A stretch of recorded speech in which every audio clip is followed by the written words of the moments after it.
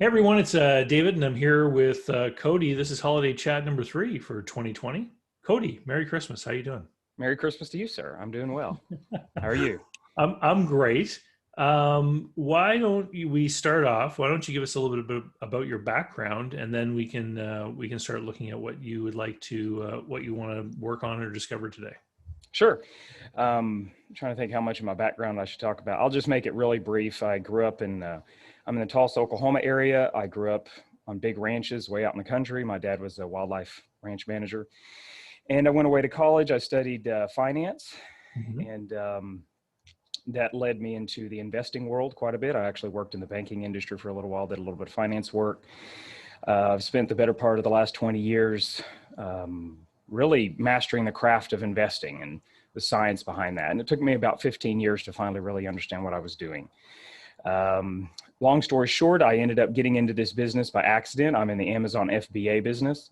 Mhm. And some of the stuff I was doing in the stock markets and such actually worked better in online retail. Ironically, it was a very similar system, arbitrage kind of stuff, and it worked much better in online retail. So I just got into it, fell into that, and that evolved over time into launching our own brands, finding manufacturers for our own designs and all kinds of things like that. And so now we sell a wide variety of products. I sell hats, and I sell actually, I have a couple of partners that I taught the business to. Mhm. And so it's basically been 3 of us. I was the one who founded it about a little over 7 years ago. And then I brought the 2 partners on. We've grown it to about a little over 1 million a year in revenue. And about a quarter to a third of that is net profit. And we also sell baby blankets and baby car seat canopies and rugs and all kinds of stuff like that. And so in particular, what I'm looking to grow, and we grow organically by just launching new products, finding new product ideas and new brands and suppliers and so on and so forth. But I'm also really interested in potentially growing through acquisition. Okay. There's a lot of Amazon FBA businesses for sale out there. And let me make sure, sorry, my phone. And I just wanted to see if you thought that was possible, if that's doable, if you haven't much experience with an Amazon FBA. What I know so far, and you may know a lot more than I do about the acquisition part of Amazon FBA, is that it's tough to get bank financing through it because it's an online business. It's mostly intangibles. Yep. And about the only thing you really see is inventory. That's mostly what I see in terms of assets is inventory. One advantage is it's very mobile. You can do it anywhere. But other than that, that's kind of what I was just curious about. I know SBA loans, in the United States aren't a big SBA is real careful. They don't really want to do loans on online business, supposedly, I've heard, and so on. So I was just curious what your thoughts were and what kind of deal structures I should expect if you even think it's doable to do that Sure. kind of stuff. So I want to explore your business here a little bit more. So, and just for people who are listening who don't know, arbitrage is simply when you find something in one market for a lower price and you can sell it in another market. And so you started off by finding things for sale in one place where you could sell for more, maybe on Amazon. And then eventually you went to your own products that you're having made, correct? That's right. That's Right. right. So, and the number one complaint I hear from people who do any kind of Amazon FBA is that once they start to get something that really has traction, all of a sudden other people appear with the same item. And so this is why it's really important that you have something that you're having manufactured. It's unique to you. You're the only one that can sell it, right? That's exactly right. Yeah. Yeah. Okay. So I've worked on online businesses, buying and selling. I have not helped anyone specifically do an Amazon FBA, but I've been part of a couple of conversations regarding Amazon FBA. And I'll tell you that online businesses, I do have a client who's in my adventure coaching group who got an SBA loan to buy an online business in the UK and move it to the States. So it is possible to to get an SBA loan for online businesses. I think, though, it depends on what kind of business it is. So, for example, in this case, it was an online SaaS business that already had a base of subscribers that were paying monthly. And so the cash flow of that business would be very different from relying upon people continuously choosing to buy your product every month. If something happened and your item became less visible on the Amazon marketplace, your sales could go down right away. Whereas this other business, people have given their credit card, they're paying every month, they're using the product. And so perhaps that's one of the big reasons why they were able to do that and it's much more difficult in Amazon FBA. Now, what's interesting, and this isn't to say that Google spies on us, but shortly after getting the email related to your call, I saw an advertisement on the side of a Google search for a company that is doing Amazon FBA roll-up. And so... Not surprised. I'm not surprised. I see that all the time, yeah. So I took a quick look at this website from this company, and I won't mention them, but they're advertising, hey, do you have an Amazon FBA business you want to sell? We are acquiring them. And when I started to read the fine print, they were talking about the percentages of payouts that achieved completion, which leads me to believe, without actually seeing an offer that they've made, is that they're largely offering people deals related to future performance, some kind of earnout based on future performance. Maybe there's some kind of down payment, I don't know.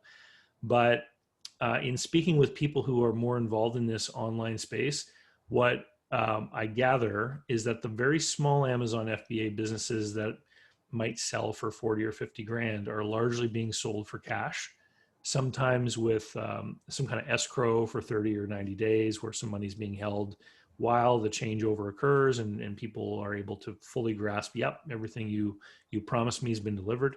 But a lot of them are being done with some kind of earnout component, especially the ones that are selling for over 100 grand.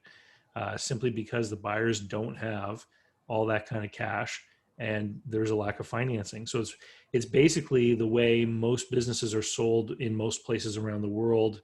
The SBA small business 7A loan is not normal. It's the only place in the world where that kind of thing exists. Everywhere else in the world, people have to borrow against tangible assets of a business and then work out some kind of creative financing, usually involving seller notes for the balance of the deal. And so those Amazon FBA businesses are really being sold the way that every other small business in the world is being sold. What concerns me about Amazon FBA, of course, is that the whole business is built upon the Amazon platform. And there's a certain risk just in being within somebody else's domain, right? Where they create the rules.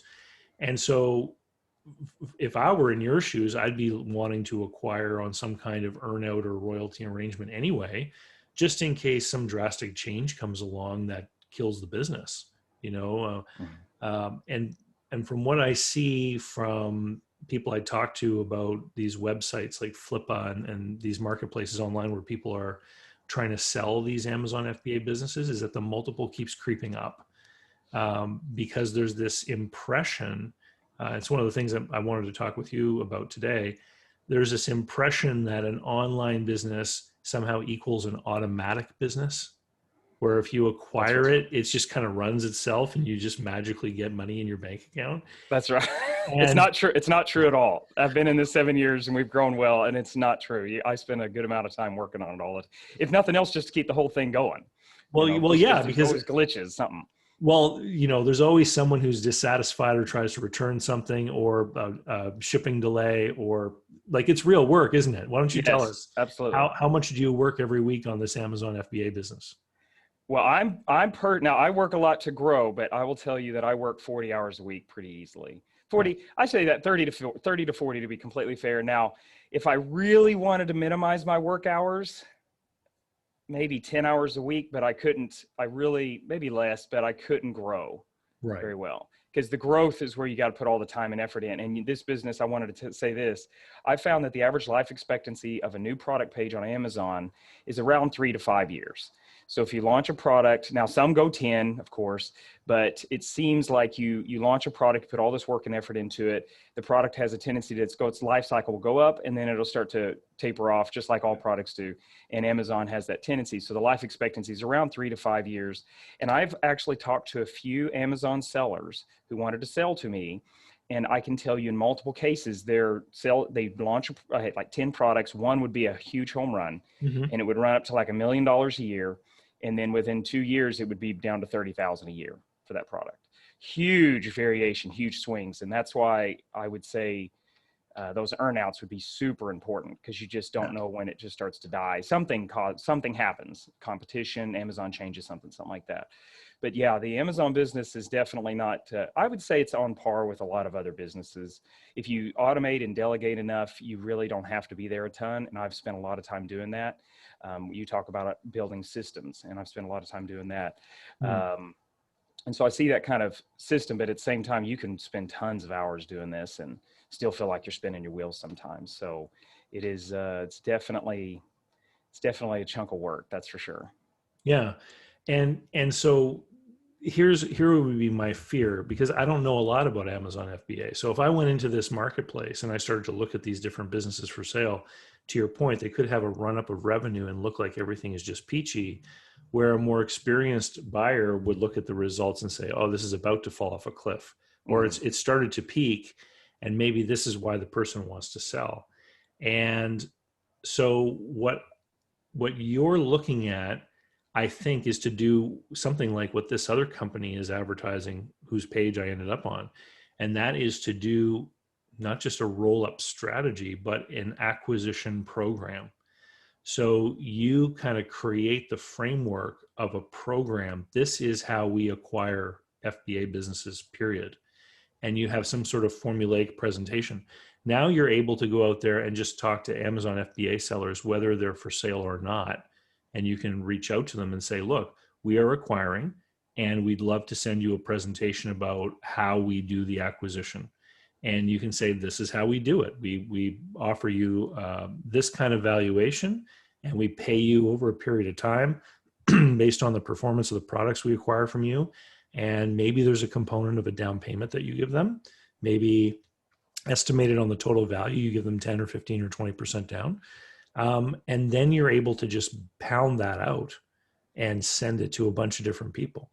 And this is something that you will see in industries with a lot of little independent operators, like pest control. You know, in most small towns, there's one guy with a pickup truck who has a route, and he goes around and he visits different businesses. And he's always getting solicitations from the big national pest control brand names. And so you can just do that same thing. That is a good idea. Okay. Yeah. Okay. You said, that's another question to parlay into another question I had. And you made the comment 10, 15, 20% down.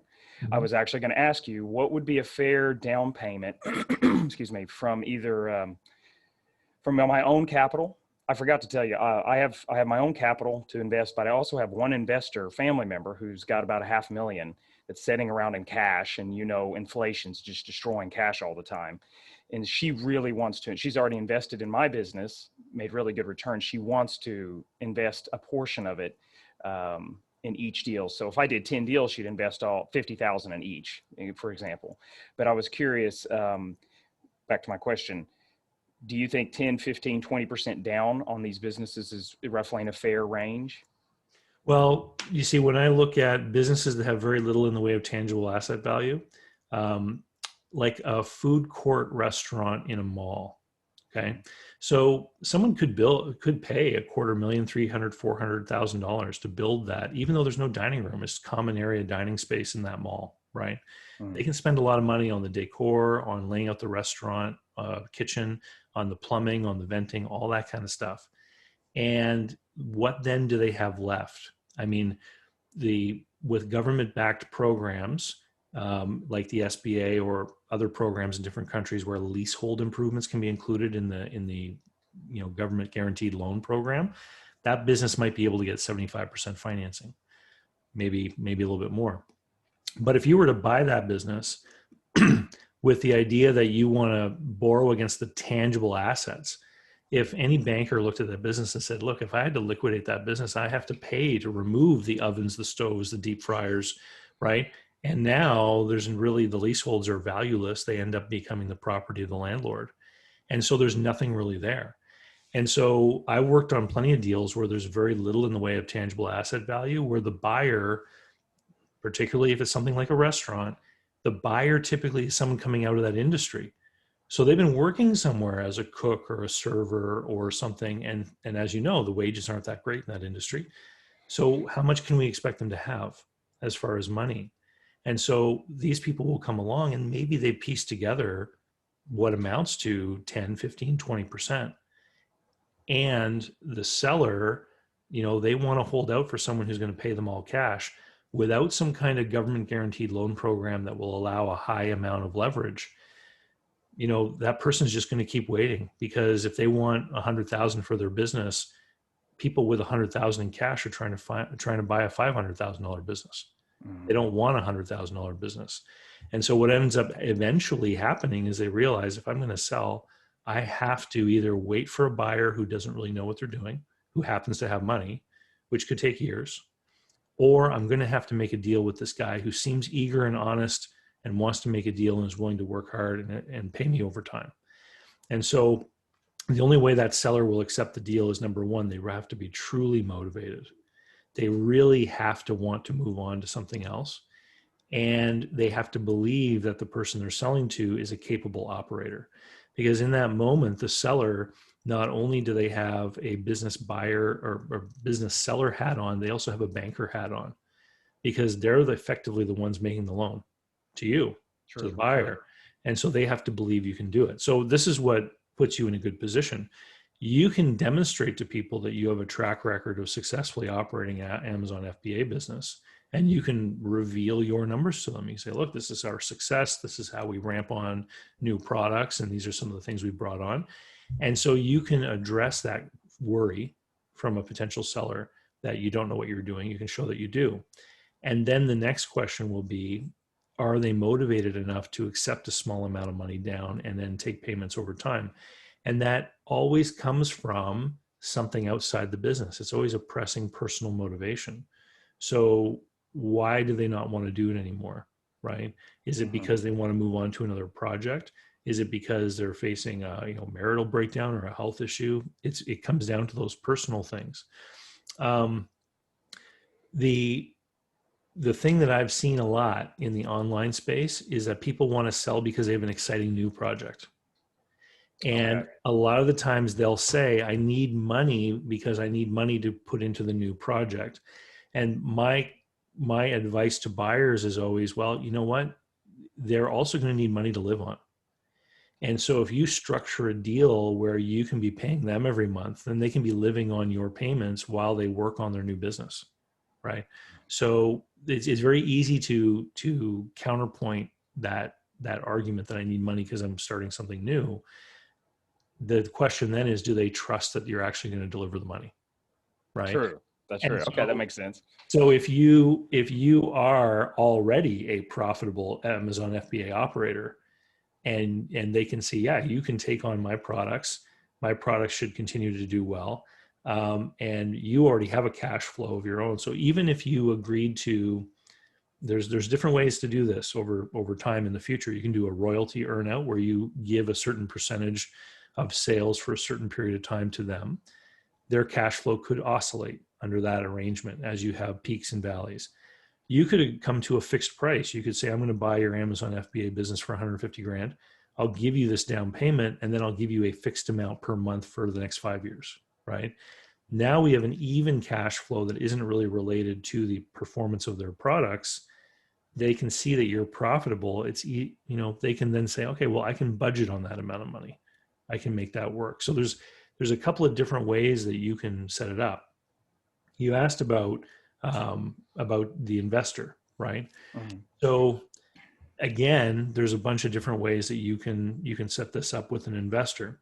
I had a conversation yesterday with someone. We were talking about a publicly traded stock that we have here in Canada. It's a royalty income trust from A&W Restaurants. So 20 years ago or more, they decided to create something called an income trust, where they would take 3% of the top line revenues from the individual restaurants and give it to this income trust, and forever. And so investors were like, oh, wow, I'd love to have, 3% of every hamburger sold forever. And so they raised, I don't know, hundreds of millions of dollars from this. And now that money goes to those investors. You could do the same kind of thing with an investor of your own. You could say, I'm going to acquire this business. This is the past track record of this business. If you will provide me with X number of dollars today, I'll give you a percentage of the revenue from those items in perpetuity. And then I think you said it was your sister. then she would be paying X amount today. Oh, it's my grandmother. Yeah. Oh, your grandmother. Yeah. So your grandmother would give you X amount today and then get a piece. She would be buying equity in the SKU numbers in your store, basically. And then That's a every really time, good idea. yeah, every time you have an acquisition, you could just do that. Now, as you said, over time, maybe the money runs out, but there's probably a pretty good opportunity that she'll get her money back and then something more, right? And then there's risk to her in that situation, obviously. But the other way to do it is to do it as debt. She lends the money to you, you pay it back, but then you're obligated to pay that back regardless of what happens in your business. And again, my concern is that Amazon changes something. And so this is the advantage of equity partners, is that they're bearing part of the risk that the sky will fall or whatever, and things get messed up in the future. That's a really good idea. I completed your business buyer advantage course, and I completed it all last week, including the distressed and the recession. And you mentioned the royalties, how there was the one where you did that whole spreadsheet where you had the different ways to structure a deal. And I think it was the recession, or maybe it was the distressed videos. But anyway, one of them, the royalties that you mentioned just a minute ago, the 10-year royalty at 12%, if I remember correctly, I noticed for the Amazon business realm, you can actually see this. You go on Empire Flippers, which is one of those online brokerage firms, and if you scroll down, when you click on a listing, you'll see the monthly revenue and profits, and you will find them just all over the place. All over the place. They swing all the time. It's so difficult. And even if you have tons of SKUs, it still swings. It happens in my business all the time. One month I'll be up tons, and the next month it'll be half. And it's just kind of random, the reason it does that. And so the royalty idea actually would really solve that problem, instead of having it consistent each month, because you don't know what's going to happen each month. That royalty actually would be a really big help. That's very interesting. Well, what you're doing is you're just taking the sales volatility risk and passing it back over to the investor. And if the product is a home run and you happen to sell it for the next decade, well, then they're going to really profit from that. But again, risk return, right? I mean, they expose themselves to the cash flow risk, and they could end up with some real winners or some that don't do so well, unfortunately. That's true. That's a really good idea. Income trust idea. I hadn't heard of that. Well, it's the same thing as a royalty. It's the same thing as a franchise fee. If you were to open a franchise restaurant, you have to pay a percentage of your sales to the franchisor.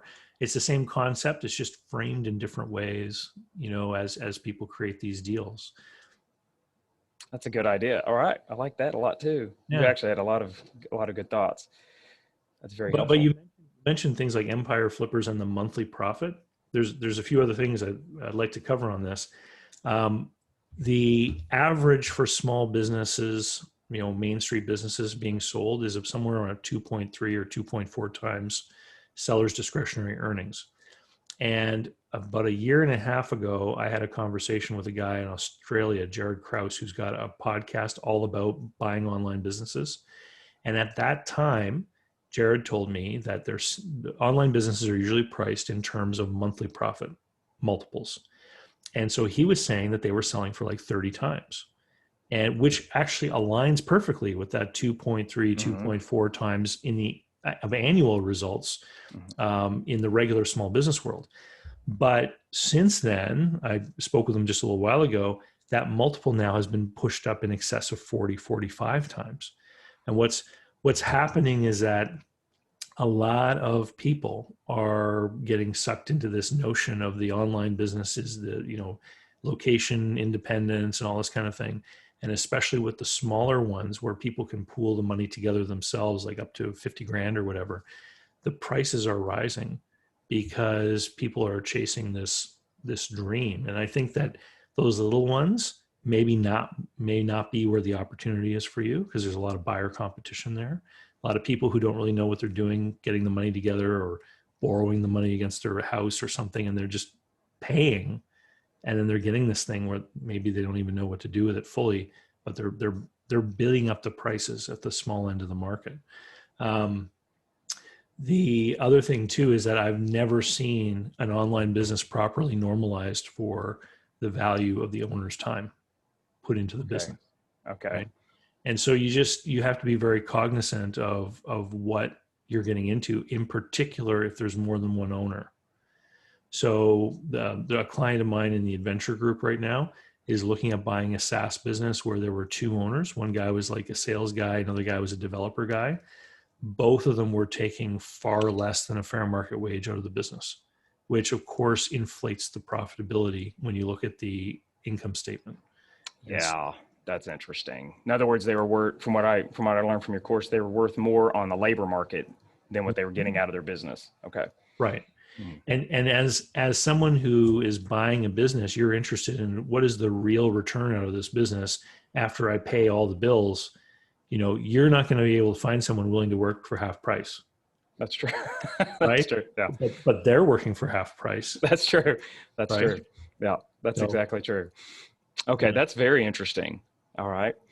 I do know when you're exactly right, because some of these people, they won't tell you how many actual hours they're working on it and what. Now, I have the advantage, I've been doing this for 7 years, so I know what they got to do every day, what they need to do every day to keep it going. And Mhm.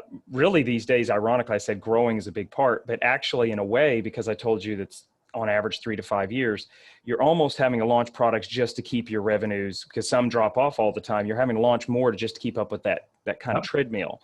And so that's actually where a lot of work comes from, finding new ideas, doing pictures, creating great product pages. And I've hired several VAs and I've created a whole system and delegated a lot. And so it keeps it going, but that still increased costs having to do that. And there's Mhm. a lot of processes in it. So that's another aspect I just wanted to mention for some of your listeners. Well, what you're describing is a real business. You know, like any business out there has to be innovating and finding new products and re-merchandising and redecorating the store and like all the stuff you're talking about. And so often, you know, people who get into this online stuff, or if they find one product and put it up on Amazon FBA, they get involved in this simplified entrepreneurship where they look at the one product and they say, if I can buy it for 10 and sell it for 25, I'm making this huge margin, but they don't consider the expense side, right? And True. so the fact that they had to buy toner for their printer at home because they're printing labels or they're printing something for the business, all that stuff is just comes out of their household budget. They don't recognize it as a proper business expense. And they trick themselves into thinking that they're making a lot more money than they really are. When you get to a certain size, you have to be more formal.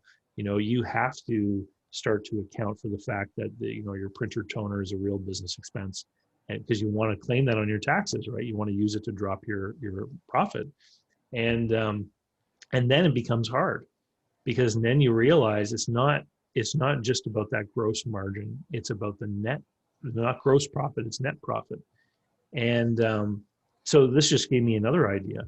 Instead of going out there with a program to acquire Amazon FBA businesses, you could even frame it that it's a program to acquire Amazon FBA product pages or listings. And True. and so somebody who has an Amazon business with many different products, maybe they just need some cash.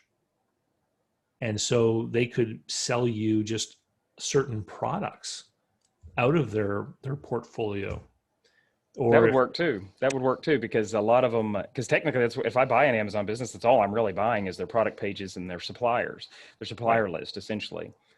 That's a good idea. yeah.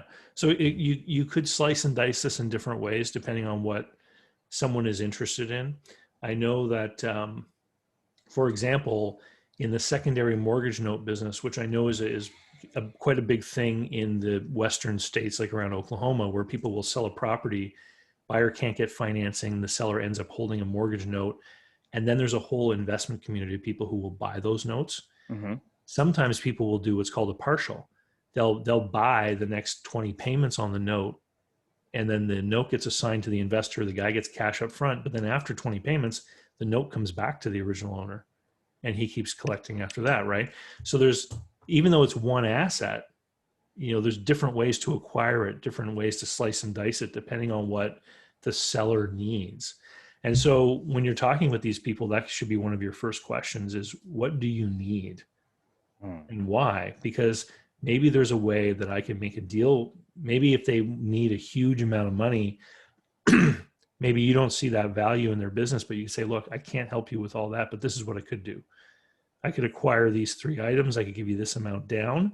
I'll give you this amount from the sales over the next 3 years or what have you. It could be all kinds of different ways of looking at it.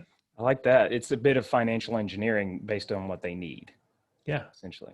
That's a really good idea too. But I think, it's got to be based on the future because, who knows, Amazon could change something. I think that someone was telling me that at one time you were allowed to buy Google AdWords ads for Amazon affiliate links. And there was a certain arbitrage where some Amazon products paid a high enough affiliate and the Google keywords were cheap enough in the AdWords system that you could spend money on Google AdWords just to drive traffic to that one Amazon affiliate link and actually be profitable. Mm-hmm. And there were people doing this. And then one day Google said, you can no longer be doing this. You can't just advertise that link. And all of those businesses ended overnight. Oh man, I've heard of stories like that. I do know that Amazon, me being there 7 years, I've seen all kinds of crazy stuff. I saw stuff that Amazon will glitch for weeks, months on end. They'll glitch with, you can't put a new product page up very efficiently, all kinds of weird stuff. They also change the rules all the time. You'll create a product page in a certain way, a certain format, and a year later, they don't like that format anymore and they'll suppress your listings until you fix it. And so when they suppress it, you really just don't sell anything. And so I've seen all kinds of stuff. Sometimes their algorithm, when they mess with their search algorithm, which is supposed to be really sophisticated, I think it's called A9, and they might be going to the next version, but sometimes it's been, recently, in fact, there's been a lot of reports. I'm on a lot of online communities that sell on Amazon. Sure. So I'm part of all these mastermind groups. And there's been a lot of people complain that, oh my goodness, all of a sudden my rankings just disappeared on certain important keywords. You can track that stuff and the ranking is gone. It's just gone. And then it'll jump back up to the normal ranking 2-3 days later and then go back away again. And so it's completely glitched for a lot of people and their businesses are getting hit. So I've seen that. And I think you're exactly right. A person who wants to buy these businesses would have to have some kind of earnout or royalty system based upon the future performance of that business in order to, in my honest assessment of the situation, that's about the only way to do it safely without risking your everything you put into it completely, your net worth even, so that's the most intelligent way. I wanted to ask you related to, how would a person know if these kind of industries, because, I have an investing background and I'll see certain industries get really overheated. Their multiples in the stock market, for example, you'll see multiples just insanely high. I've seen cases where they're literally 1,000 times earnings and, 10 times sales and all this stuff on the stock exchanges. And you can tell when an industry is overheated. It's just everybody's throwing their money at it like crazy. Is there a way to do that in private markets like this? I keep wondering if Amazon FBA is overheated. Like you said, I've noticed the same thing. I've noticed the multiples just go up over the last 3, 4, 5 years. I know. And then lots of people are paying all cash at closing for these businesses, which I know is dangerous. I've been in this business. I would not do that, because you just don't know what's going to happen. The problem is that every business deal is private. And so there are some windows into what is happening in these markets, like the IBBA, International Business Brokers Association. They put out a quarterly report on what's going on in the market. If you look at the details in the fine print, though, it's a relatively small sample of brokers submitting data, and sometimes their quarterly report is based on a few hundred transactions, and so it's a small look because these are the brokers who are members of the IBBA, and they're probably following the most stringent set of standards as far as comparable numbers. And this is the other problem: is there are publicly available. There are private databases you have to pay to subscribe to. I subscribe to some for my valuation work. And you'll do a search. You'll say, fish and chip restaurants with sales between $200,000 and $400,000, and it'll give them all to you. And then you'll immediately, just by looking down the list, see a whole bunch of statistical outliers, numbers that just don't seem to make sense with respect to the main group. And it's because the database is reporting back revenue, which you can pretty much trust, what was the sales of the business. But then they also report back either EBITDA or seller's discretionary cash flow. In order for you to trust normalized EBITDA or seller's discretionary cash flow, you have to trust that the person who handled the file properly normalized the income statement, which they may not have. May not have. Okay. Right. And so oftentimes it's like some newer people in the industry will just do an average, but that's really not what you have to do. You actually have to look at each one that looks like a comparable business, look to see if there's any notes, and then look, try to get any information you can. And if it just seems totally wacky, you just have to realize it's a hot, it's radioactive. You just can't put it into your numbers. You exclude it. And you have to look at the ones that seem reasonable, and then maybe you average them or look at the mean number or whatever. And so there is data out there. Sometimes it's dangerous to use. Sometimes it doesn't tell the whole story. The other data out there that is very dangerous is some of the business for sale marketplaces will offer reports. They'll sell a premium membership, and then they go, what do we have to do to make it premium? Let's give people information in advance of others. So you get early listing, stuff. And then maybe let's add on some reporting tools. Here's the problem though, is that the reporting is often based on asking price. So it'll show you what the asking prices of businesses have been. And for someone who's been in this business for a long time, I can tell you sometimes asking prices are overstated by 200 to 300%. So what ends up happening is that people look at average asking price for a certain industry based on the revenue and the cash flow. And some of the listings on these marketplaces are done by individual business owners who don't understand normalization or how to do this work. They see cash flow. Well, what does it mean to them? Is it the total amount of money they take out of the business? Is it their net income from their tax return? Is it, some kind of EBITDA calculation that they've done? Who knows, right? So they come up with some number, they put it in. And now that data is part of a report showing other people, this is what businesses are asking or being sold for. And as the errors create this bias towards overpricing, new people coming into the market see those reports. And of course, what it does is it encourages them to overprice. So it just becomes it's a negative feedback loop causing price or the asking price to keep being pushed upward. Wow. Okay. So to inoculate myself from that, it sounds like you said it in the course, Business Buyer Advantage, you draw a line in the sand. Yes. And you decide what you're willing to do and you're not willing to do based on your experiences and your research. Yeah. Is that basically, okay. Because the thing is, if let's say I'm trying to sell you an Amazon FBA business, I could say, Cody, I want $1 million. You look at it and you go, well, David, I'll write you a check for $100,000 and I'll pay you what we believe will be another $600,000 over the next 6 or 7 years. Right. Okay. Well, I'm like, I don't want that. I want my $1 million. So I could then decide to go and try to find that person who's going to spend $1 million. And maybe I don't find them, but I find someone who wants to move to Bali and they just sold their house in California and they're willing to write me a check for $800,000. Well, of course, I'm going to take that deal over your deal, but you don't want to compete with that buyer. True. Right? That's true. I don't want to. You don't want to do what they've done. So you let them make that crazy, dangerous move and you just let that one go away. And you realize these are my limits. This is what makes sense for me. And then it becomes a question of deal flow. Okay. Right. And which usually means trying to get yourself ahead of the market, ahead of the brokers, which means you said you had access to communities of people who are doing Amazon FBA. Well, you start talking to those people and you say, when something happens and you decide you want to sell, come and talk with me because I'm acquiring. And I've got a way of doing deals that doesn't involve banks and I can close quickly. Okay. Oh, that's a good idea too. I didn't think about framing it that way. It's interesting you say that. Every time I've mentioned to some of these groups that aren't interested in buying and selling businesses, they're just Amazon FBA groups talking about their businesses. Mm-hmm. There's been a couple occasions just by chance I made some comment about I'd looked at this buying one business and so on. And I've had people private message me through Facebook or whatnot going, hey, would you be interested in looking at my business? I'm thinking about selling. And that it happened twice. And I wasn't even trying. And to my amazement, they kind of come out of the woodwork. That's very interesting. Okay.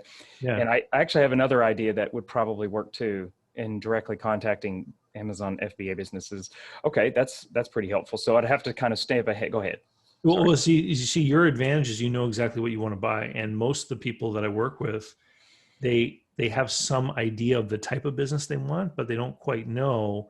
And most of the work I do with them is like trying to narrow it down. Like, because if you say, I want to buy a machine shop in Indiana, well, now you can find them all. Right? Yeah, like sure. you can open the yellow pages or go to different online sites and you can find every machine shop in Indiana. Like, it's not hard. But if you don't know quite what kind of business you want, then how do you find them? Right. That's true. And so by creating a relationship in advance of someone realizing they want to sell, that's when you have a chance to get the business before that home seller in California with the 800,000 has a chance to write a check. That's good. That makes a lot of sense to me too. Yeah. I'm going to ponder that too. And I have noticed, so it sounds like it is within the range, just for me to go back to the pricing, 10, 15, 20% down, and then having the seller carry pretty much the rest of it back on some kind of earn out, some kind of royalty, some kind of system like that. Sounds like a good idea for my industry to keep my risk down. And there'll still be enough sellers that would agree to that I won't be I imagine maybe I may have to contact 10 of them and make 10 offers, but one will probably accept at some point out of 10 maybe. Well, and exactly, because if nobody will take you up on those deals, it simply means that none of them are ready to meet the criteria that work for you. Okay.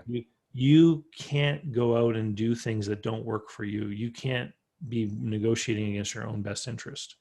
And you know that what it takes to go and develop a new product. And that's kind of like sometimes it's a benchmark. What does it cost for me to create something new versus acquire? There's a guy in the adventure group who's in an industry, and he knows it costs him 32 cents per dollar of revenue to organically generate via salespeople.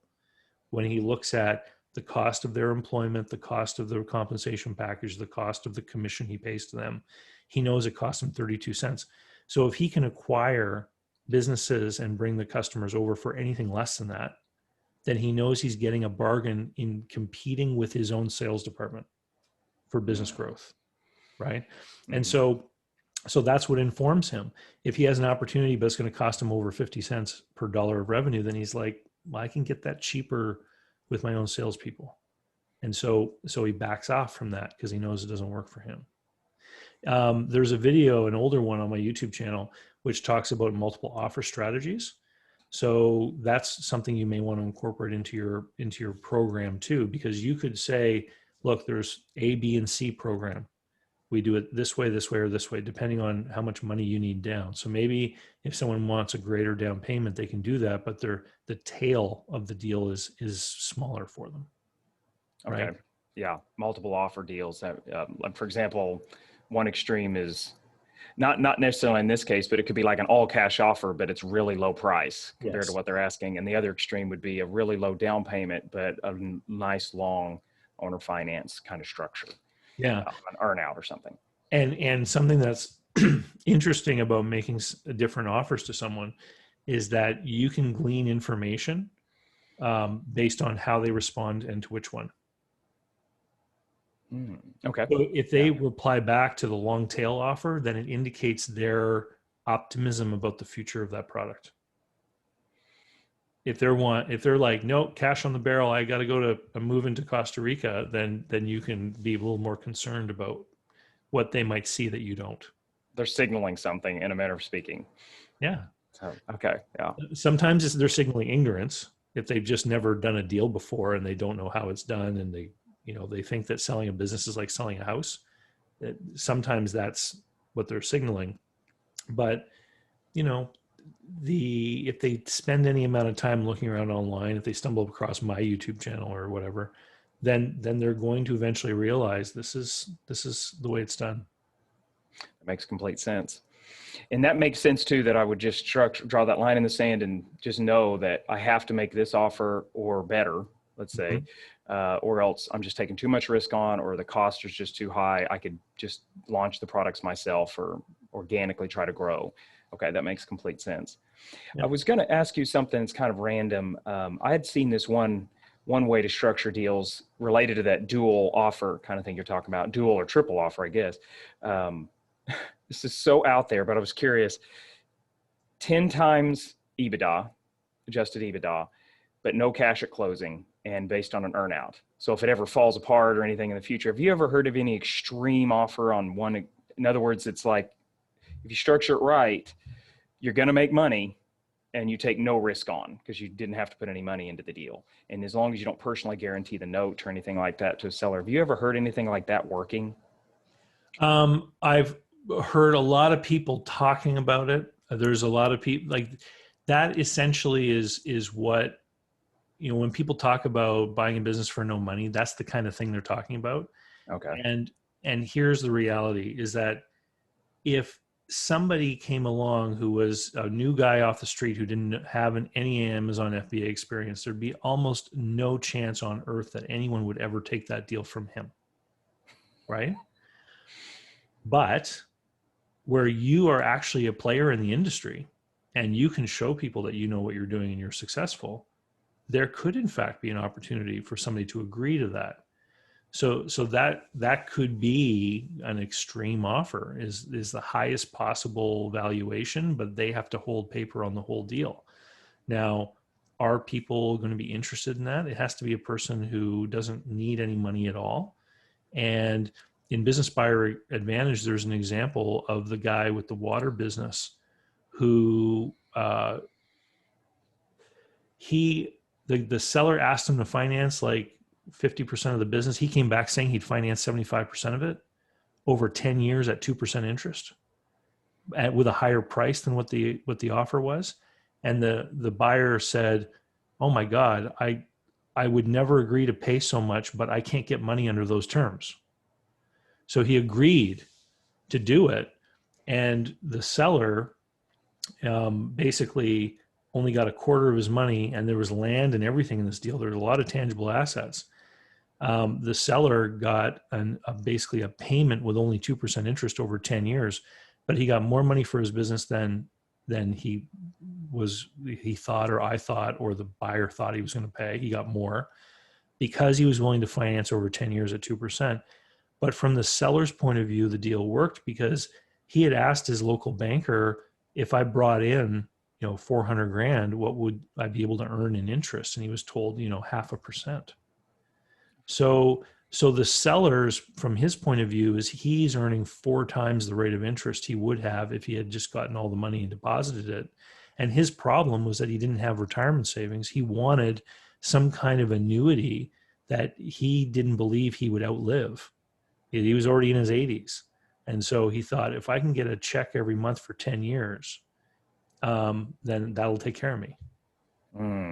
Okay. Right. Yeah. So it entirely had to do with the situation of the seller and what they wanted. So, talking about location independence and stuff, if there's somebody out there who is working 50, 60 hours a week on an Amazon FBA business, who is earning good money from it, and maybe it is worth more than $1 million, based on the cash flow, that person knows that they could just move to another country and run the business, but that just means they'll be working 50 or 60 hours from another country, and probably overnight because of time zones, right? That's true. Which they won't want to do. But if they know that they can put the business in the hands of someone capable, maybe they'd be willing to do that. And then they don't have to work for the next 10 years. They can just collect those checks every month. Now they really can enjoy that place where they're going to live. Right? That's true. That's true. Yeah. So it's entirely about what that seller wants. Okay. And are sellers pretty, I've done a little bit of negotiation with sellers. It's sometimes hard to read if they're trying to hold things back in terms of, how negotiation works. Sometimes people want to hold things back, what they really want, because they're going to try whatever. But if I build enough rapport with them, use like Chris Voss. I'm sure you've heard of him, the Mhm. negotiation guy, techniques, things like that, really build good empathy, good connection with them. That if I just ask them, what would you want and what's your situation? Are they usually pretty straightforward with you about that kind of stuff? Only after you become friends. Like Okay. you have to approach this from a collaborative point of view, and a lot of stuff out there about negotiation is this. It's what's the word that attorneys use? It's like confrontational, or it's win lose. It's, Mm-hmm. everything I get you lose kind of thing, and it's like that Donald Trump book from way back in the day, The Art of the Deal. Mm-hmm. The problem with that book, which Chris Voss says, the problem with that book is that everybody who finishes having that done to them, they don't want to ever come back and do another deal, right?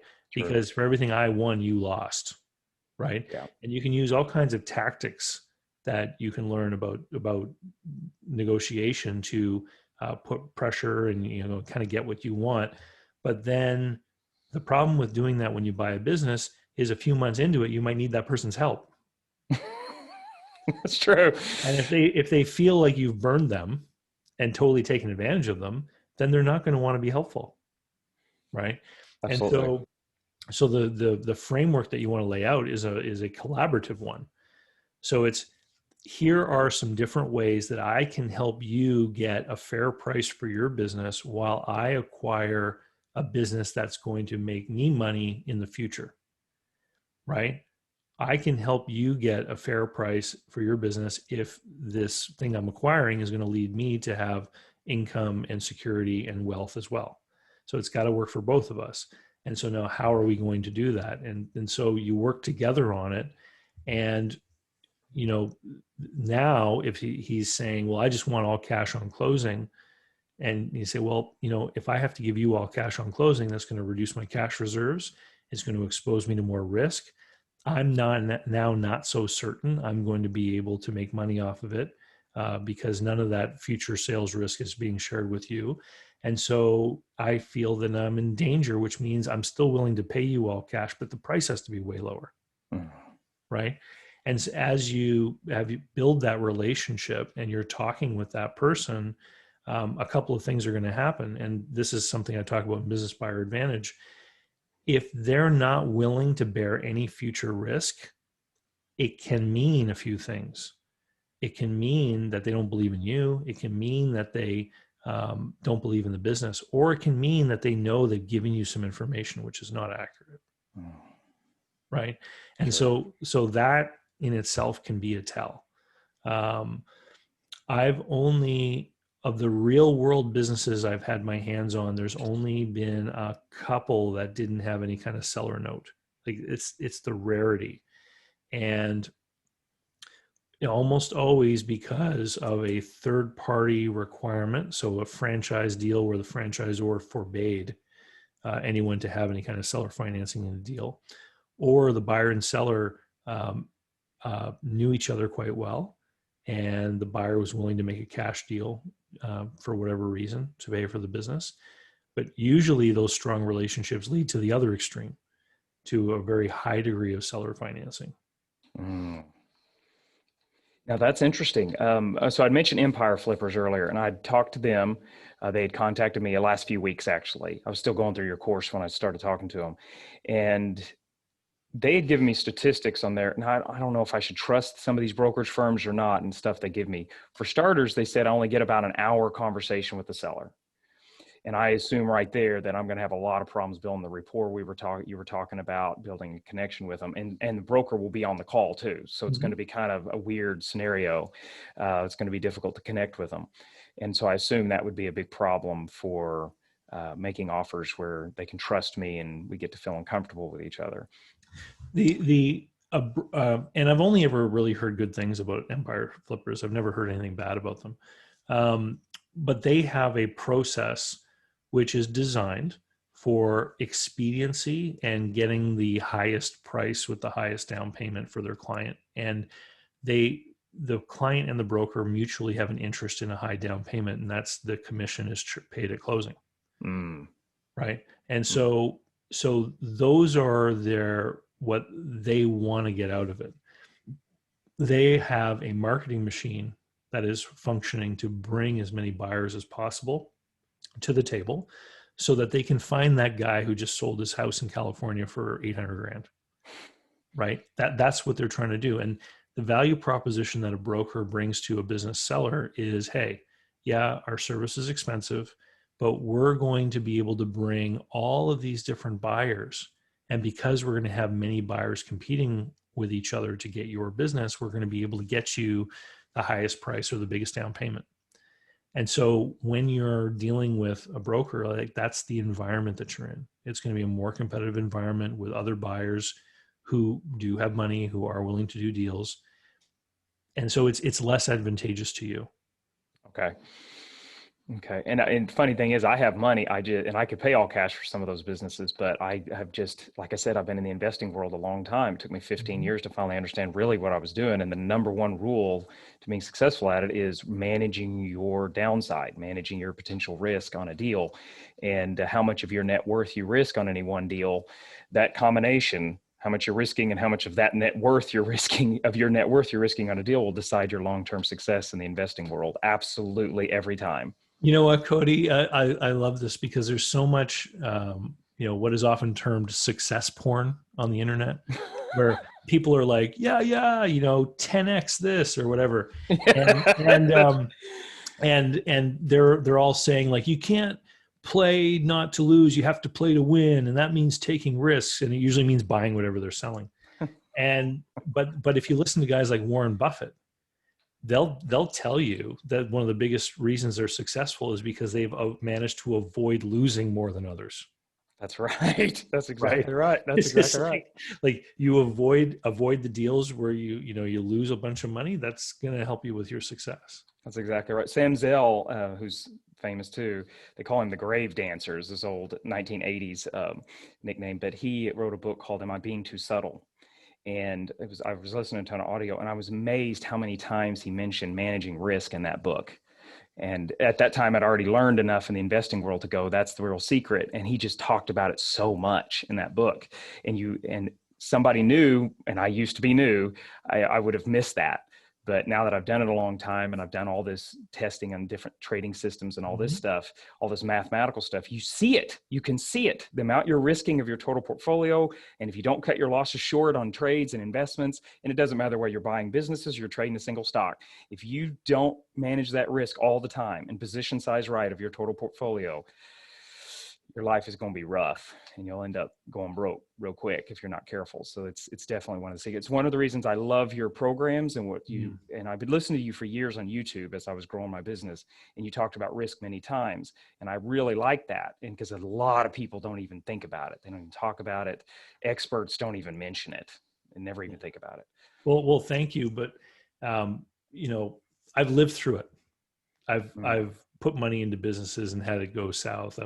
I've made investments and things and had them gone south. And, thank goodness when I was in my 20s and I didn't have a lot of money, I bought like stock market stocks that went south. Right. And fortunately didn't lose a lot because I didn't have much back then. Managing risk is important. It sure is. Super important. Okay. That's very good, David. I wanted to see if, I'm sorry, I could sit and talk to you for 12 hours about this and ask you a billion questions.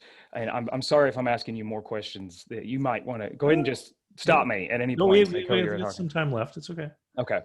I was kind of trying to, something that was related to, I had 5 thoughts at once. We were talking about the Empire Flippers, and they had stated, and it matched what you said, they had stated that they'd actually given them a report where they showed about 45% of their Amazon FBA businesses had earnouts connected to them. The other 55% were what they said all cash deals. And I knew that was extreme because I'd taken your course, and you had said that in fact majority of the time there's owner financing or earnouts, royalties, something like that connected to a deal. So I assume in most, that's probably one reason you would say try to get ahead of the brokers. So hang on though. Okay. So their report is from their perspective. True. Okay. So just because a deal doesn't have any seller financing doesn't mean that it doesn't have financing. Ah, true. That's true. Okay. And this is why I say there's a real big demarcation line when the sale price goes above like 50 or 60 grand, because below that amount of money, people can piece together lines of credit or savings or what have you, and they can make those cash offers, but there could still be people borrowing for that money. Right. And so the down payment that they have could be quite low. Right. And the deals that don't go through the broker, we have no idea about. True. That's true.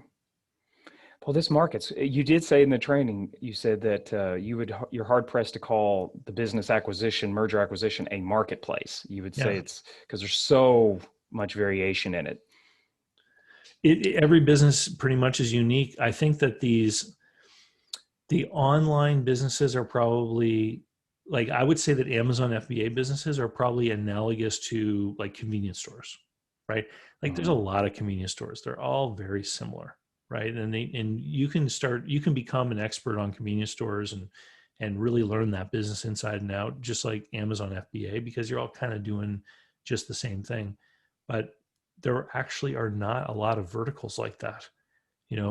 Gas stations, dry cleaners, takeout pizzerias, like you can name them, where there's many hundreds or thousands of them that are all kind of the same.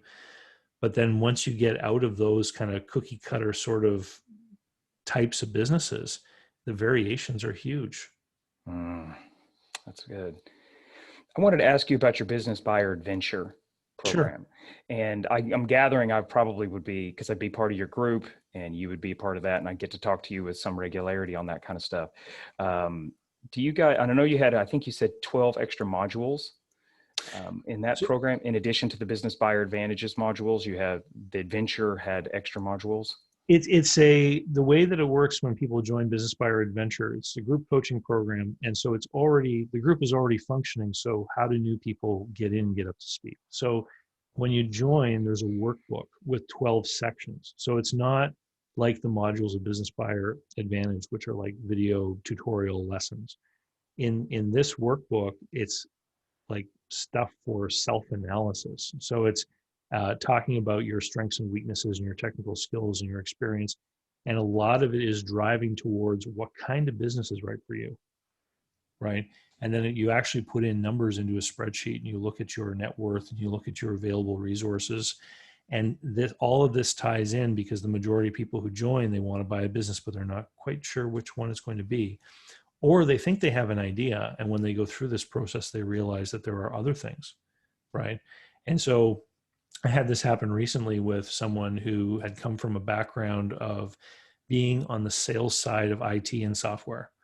And a lot of what they thought they were going to get into had to do with technology or installation or service, et cetera.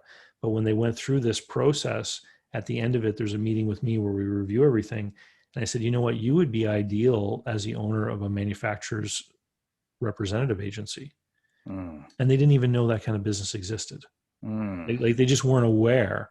But to me, that's where all of the different experience and everything led to, was because their concern was always, it was never the sales. Their concern was delivery and product and everything else. And I said, well, why don't you just get rid of all that? Just be the person who makes a sale. And this is how you do it. Like a manufacturer's rep represents different brands in different regions or areas or what have you. And they just focus on the sale. So, yeah. So you go through these modules, or you go through the workbook, and then you're able to start with your prospect and your suspect list, and you join the calls. And we do regular calls. There are special expert guest speakers that come to the group. There's a new one every month, and all that stuff is archived. So what a lot of people will do when they first join is they'll listen to the last 5 or 6 calls to kind of be on top of what's being talked about in the next one.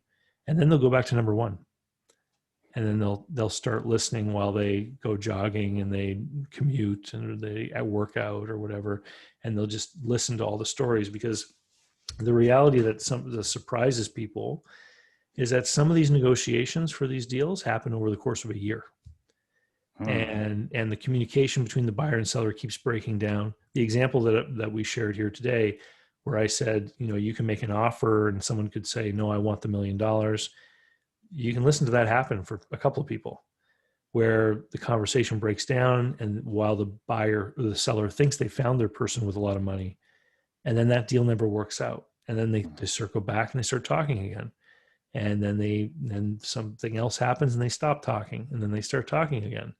Or, one deal that just closed down in Georgia, the buyer and seller had a pretty good conversation. It broke down a couple of times. Then they decided they were going to do a deal.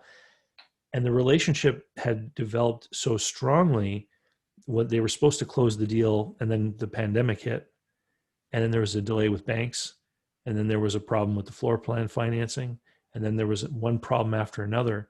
And the two of them, buyer and seller, worked through every one of these problems, and eventually the deal got done. The seller never got fed up and said, I'm through with this, you can't close the deal, blah, blah, blah, blah, because the seller was fully informed as to the buyer's situation and had come to the point where he realized that this was the right buyer for his business, that this was the person that was going to be successful, and this is what the deal was going to look like.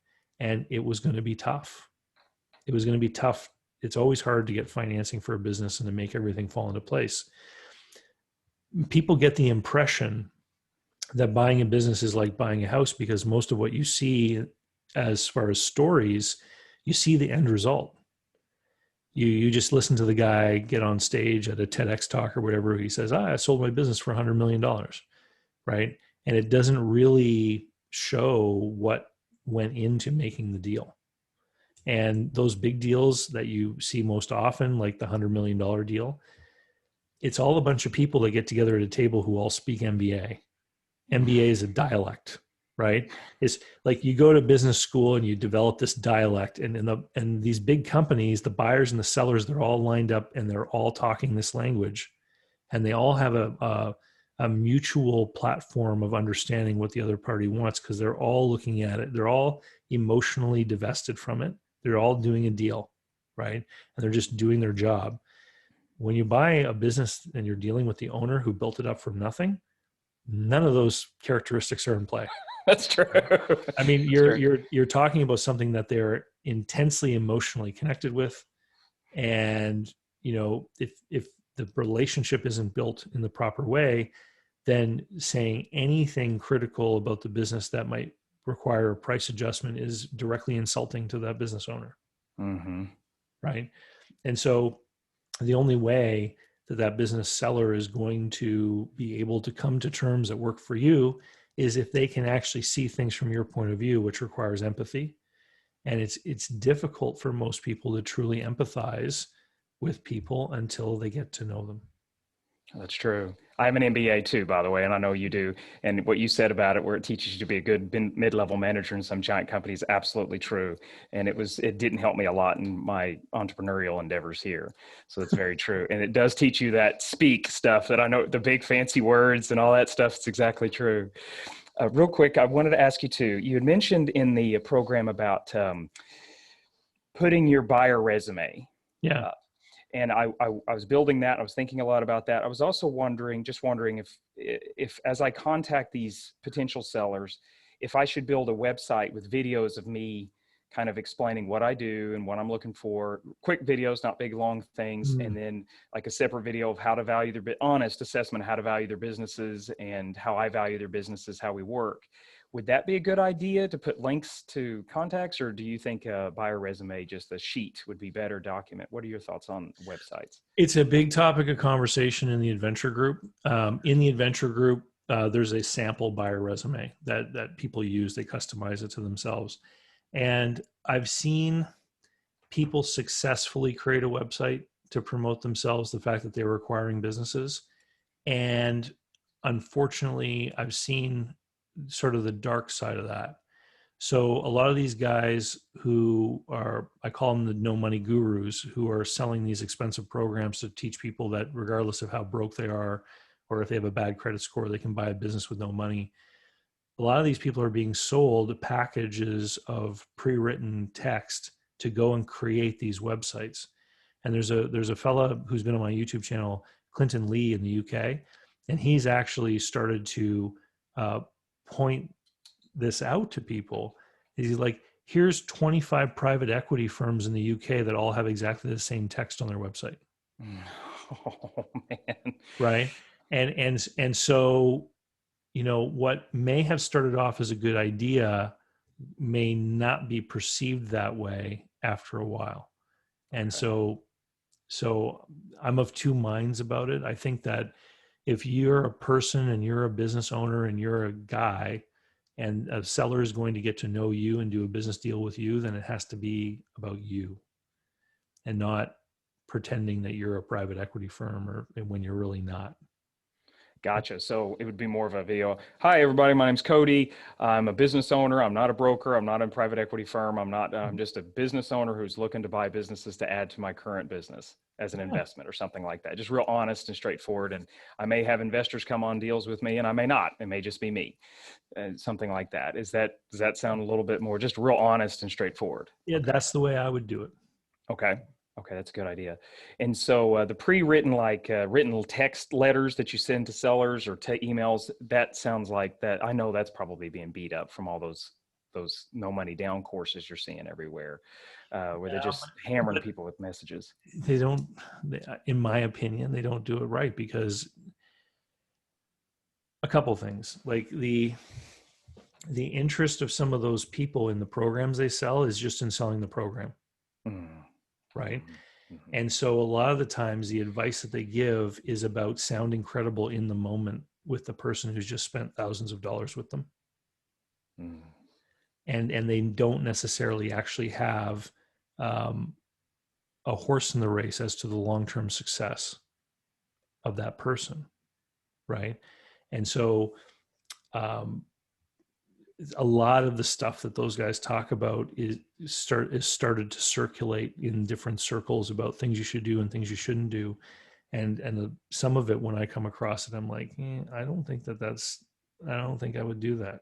Like you the seller who is going to finance a big part of the business that you buy is going to be somebody who ends up with having a relationship with you.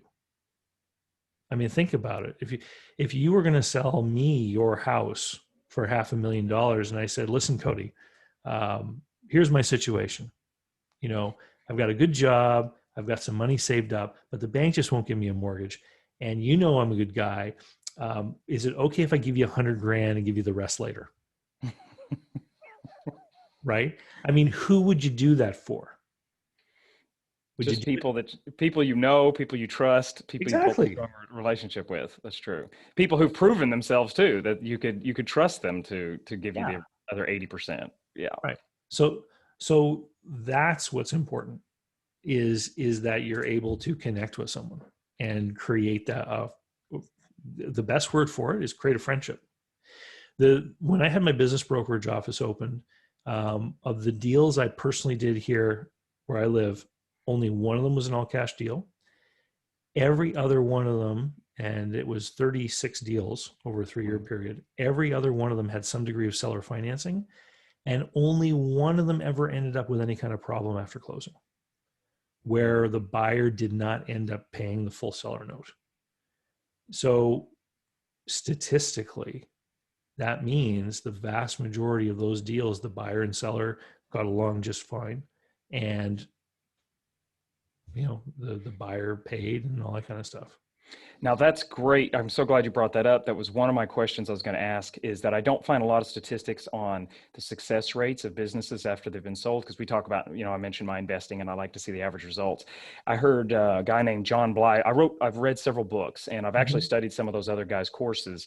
And I have enough finance background to know some of the stuff they're saying is just not possible. It's tough, impossible to execute, or it's rarely possible to execute. Mm.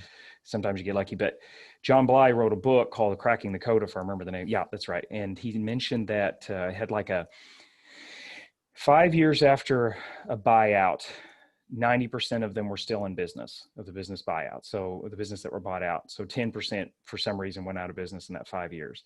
I was just curious, and you had actually answered a YouTube question I'd had, and you'd stated almost all of those 36 you'd seen were still successful, except for like one or two, which you just said one of them wasn't successful 5 years later. What do you think the statistics are for if a guy goes buys a business, what's the chances he'll pay off, at the very least, he'll pay off the seller to the seller's satisfaction?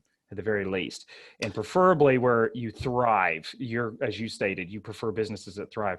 If you have rough statistics on that, I know it's like drilling oil wells. 1 out of 10 will fail horribly. One will be an amazing success, and so on, and everything in between. But a lot of the stuff you'll see talked about acquisitions not working out, it's for bigger businesses, and it has to do with corporate cultures clashing and problems with integrating, which usually isn't a problem with a small business acquisition, because most of the time it's buyers who will go in and become the owner operator. It's not necessarily a merger. Or in your case, you're going to acquire someone's FBA business. You're just going to acquire the products. You're not going to be hiring anyone that works over there. That's true. You're just going to be bringing those products over. And so it's more simple in the Main Street space. But when I think about the businesses I helped to sell, one in particular really comes to mind.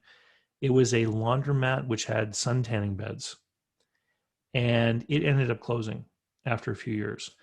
And what had happened there is that there were two partners bought it together, and they had a problem in their partnership. And then the government here banned suntan beds, artificial tanning for anyone under the age of 18. Oh, wow. And they didn't have a lot of customers under the age of 18. And so they didn't lose a lot of customers directly because of that, but there was a halo effect around the rule. So when the government banned tanning beds for people under the age of 18, a lot of people over the age of 18 then figured it must not somehow be healthy. Oh, that's interesting. Okay. So a lot of people just withdrew themselves from that market as consumers because this rule came out, basically, and, I'm not an expert on that topic, about sun tanning, whether it's good, bad, or what have you. But I guess there was a concern that people who were not of the age of majority were making decisions that could have long-term health impact. So they just said, you can't do it unless you're an adult. Okay. So, but then other adults, made a decision based on that fact that rule existed. So they ended up closing, and they were able to get out of it without any real long-term repercussions and everything, because the neighboring business wanted to expand. So they were able to get out without having to deal with being pursued for unpaid lease payments or anything like that. But this is why small businesses sell for relatively low multiples. They're risky. Governments can change rules with respect to sugar and soda. Coca-Cola won't go out of business. They've got all kinds of other products that don't involve sugar. True. Right? That's very true. Like big companies are not susceptible to the same kinds of risks that small businesses are. That's why they sell for low multiples. That's true. Okay. So you think, that makes sense, because a lot of those statistics are out there, and I've noticed that. And we've already talked about Amazon FBA. My biggest concern I have is a lot of concentration problems. My whole business is right at the moment on Amazon FBA. I've tried to expand to other marketplaces. They didn't work very good, wasn't worth it. So Amazon FBA, I only have a few suppliers. I've got some concentration issues around some areas, and I'm going, man, you just go long enough, eventually one of those concentration issues will just statistically just come up, and then you could be out of business real quick. So I've thought about expanding out of that by buying others and expanding into other marketplaces and so on, and see what I can do. And that's one of the things I'm exploring here. So that's very interesting. Yeah. Okay. But I do have to get going. Okay. I appreciate it. David, it's been great. I really appreciate it. I've learned a ton. Don't be surprised you see me on the Business Buyer Adventure soon. Well, it'd be great to have you. I think you'd have a lot of interesting input into the conversation. And just about that group, about half the people in the group are already business owners, and they're looking to grow through acquisition. And the other half are like experienced professional people in different trades or with management experience, and they're looking to leave a job through buying a business. There's been many cases now already where people have been able to give advice to each other in the group, because different members will have applicable experience in different fields. So it's there's value in the community. The fact that you're a part of a bunch of people who all have the same goal. It sounds like a good mastermind group. It is, and it is strictly focused on this one thing, on acquiring. So yeah, That's that great. was my goal when I put it together. That's great, David. I appreciate it very much for you doing all this, by the way. And yeah, thank you very much. It's been great. Very, very helpful. No problem, Cody. Best of luck, and we'll talk to you later. Thank you, sir. Take care. All right, bye.